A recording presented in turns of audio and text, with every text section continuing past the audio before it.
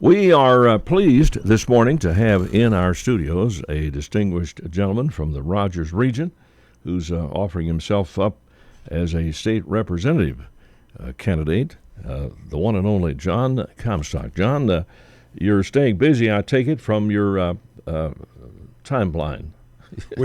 We are staying busy, yes, absolutely. I feel like from morning to night, I'm trying to do something towards introducing myself to folks, and trying to persuade them that I would be a good candidate for them to be in the House of Representatives to represent them. Well, of course, the campaign is moving right along, and we've got some dates that are coming up here that are noteworthy. I guess we've already come to the time to register, right? That's right. That was October 5th, so we're past that. It's if you haven't registered to vote for this general election, it's too late at this point. Right. But it looks like that a lot of people are preparing to vote. As I look not only locally but around the nation, boy, there's lines in some of these places where they're already voting. It looks like there's a lot of interest this year. Yes, and I think there will be a lot of interest from what I can tell. Yeah. You know, every election cycle that I've worked in, you always come across folks that tell you, adults, people our age, that say, I never vote. Mm-hmm. And it always disturbs me when I hear it. I just can't even imagine somebody having that attitude. But I'm not running into that right now. Every place that I talk to, I get an indication that people are going to vote. And I'd remind people, October 19th, that's the first day of early voting. And you can avoid those lines. Like I said before, my family will go there to the polls on that day and early vote. And we'll time it and such. There won't be a line that we'll have to stand in. And we can be very COVID cautious, which we will be. But I would encourage folks to take advantage of that. And absentee ballot voting, the nice thing about both Washington and Benton County, our county clerks are having Saturday sessions where if you fill out your application for an absentee ballot, complete that ballot, and if you don't want to rely on the mails, you can go by their offices, and every Saturday, and I think it's from 9 a.m. to 4 p.m., but they will actually have drive-by service. You drive up and they'll come out and get it for you. Yes, and they'll validate some information that they need to validate, but they'll take your ballot, and then you will be assured that that ballot's going to be counted. You know, Jon, I don't know if you'd go along with me on this, but, in our municipal elections, it's kind of a nonpartisan deal where the emphasis is on people who will just serve the people, without any reference to party or anything like that.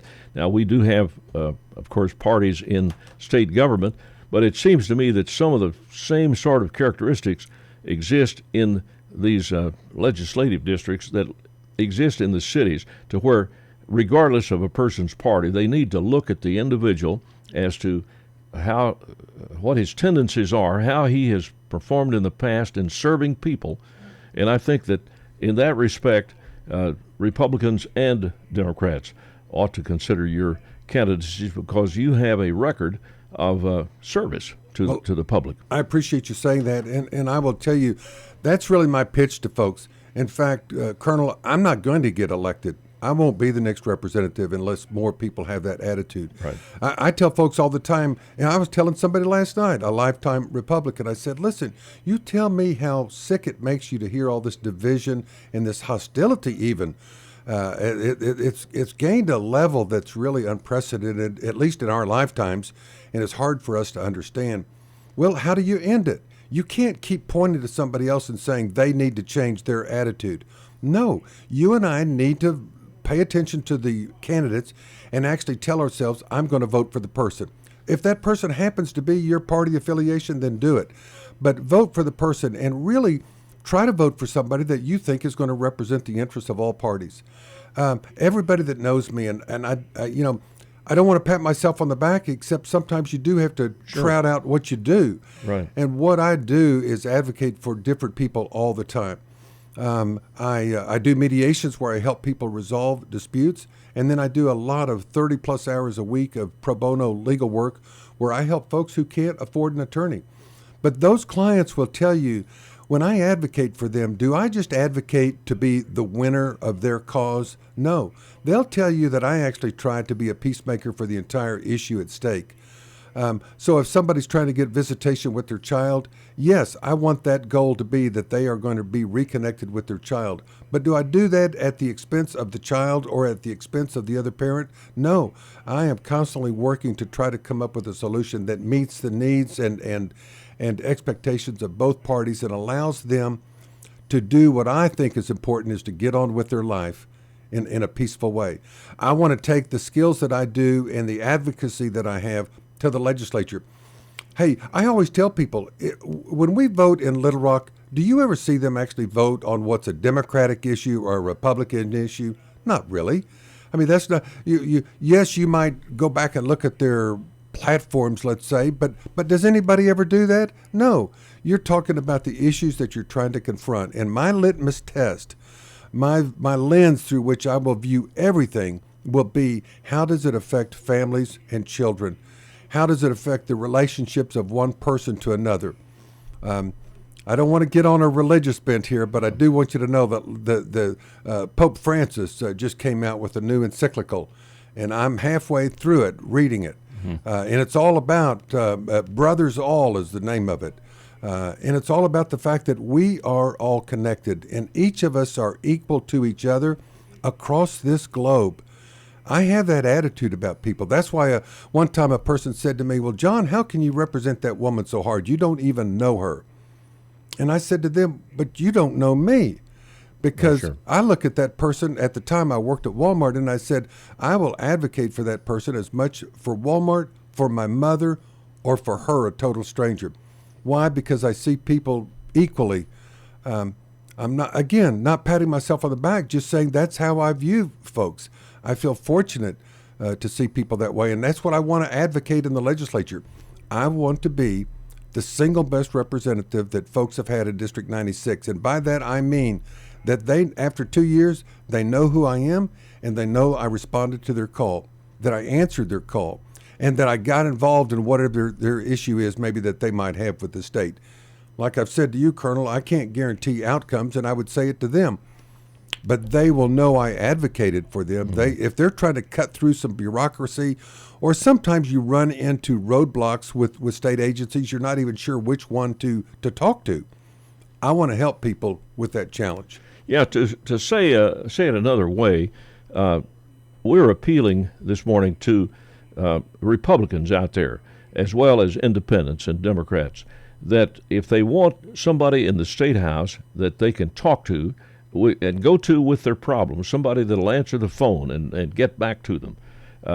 Jon Comstock, because of his record, it's a strong indicator that he is that kind of a person that's going to put the time in and put the interest in to represent every individual out here, regardless of his party affiliation. And that's our drift this morning. Right. We certainly need the support of everybody.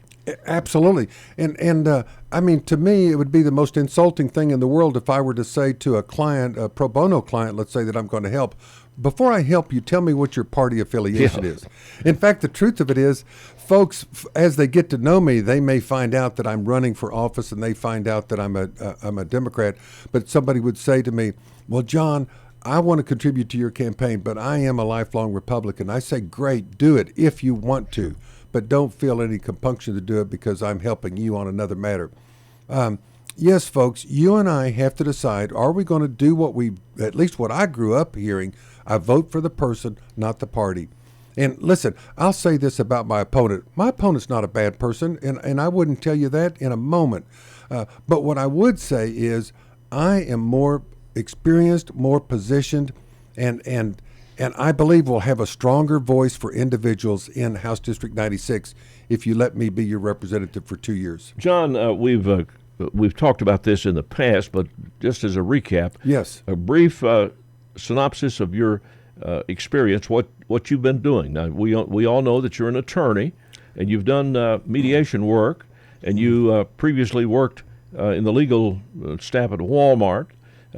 Give us a little additional. Well, okay, and you're hitting the highlights. At Walmart, 18 years, senior associate general counsel, and then I taught at the University of Arkansas School of Law for 5 or 6 semesters. I taught conflict resolution. I taught students really how to be peacemakers. I tell them, Abraham Lincoln had a quote, which I don't have memorized, but essentially he said, there's time enough for litigation. There's time enough for courtroom battles. Most of our efforts need to be expended on trying to help people resolve differences. And that's what I do day in and day out. Besides the mediation practice, which is where I get hired by folks to really help them resolve significant differences. And it's visitation, yes, but it's personal injury, it's employment cases, it's contract cases. It doesn't matter what the issue is.